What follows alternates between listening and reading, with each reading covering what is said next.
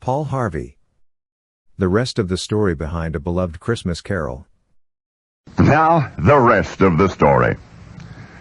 Father Joseph Moore had an emergency on his hands. He's a young priest in a newly created parish. He's not yet accustomed to dealing with last-minute crises. Everything had been routine, had been minor until now, but now it's December 24, it's Christmas Eve. The little Bavarian village of Oberndorf was already cloaked in gray nightfall, gently swirling snow. Father Joseph's parishioners were so looking forward to the midnight church service. For them, Christmas would simply not be Christmas unless it was heralded by the choir singing joyful carols, accompanied by the chapel organ. That was the problem, the organ. Or rather, the absence of it. For you see, the local schoolmaster and church organist, a young fellow named Franz Gruber, had come early that evening to rehearse for the midnight service, and he'd noticed that there was curiously little resistance as his feet pumped the organ pedals, and when his fingers touched the keys, nothing, not a sound. Further investigation revealed that hungry church mice had nibbled the bellows of the organ, no air pressure to feed the pipes, and on such short notice, repair was out of the question. So, organist Franz reluctantly made the announcement to Father Joseph. In a matter of hours, the church would be filled with an eager congregation, and then it would be Father Joseph's turn to break the news. Half-heartedly, organist Franz mentioned that he also played the guitar. Father Joseph smiled. The magnificent service he had in mind would be incongruously diminished by such feeble accompaniment. Unless, of course, Franz would like to write new music for the service, some music specifically suited to the guitar. Now Franz was smiling, but Father Joseph was serious. With so little time to work, neither could expect a profound and polished finished product, but for the sake of a Merry Christmas, they would have to do their best.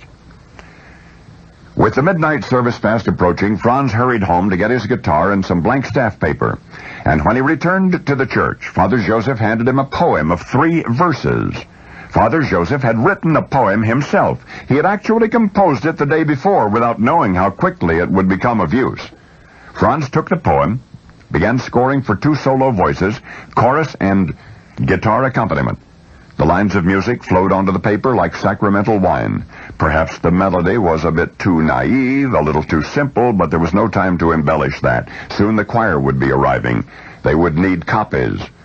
Would there be a few minutes to rehearse? No time to rehearse. They would have to perform it cold.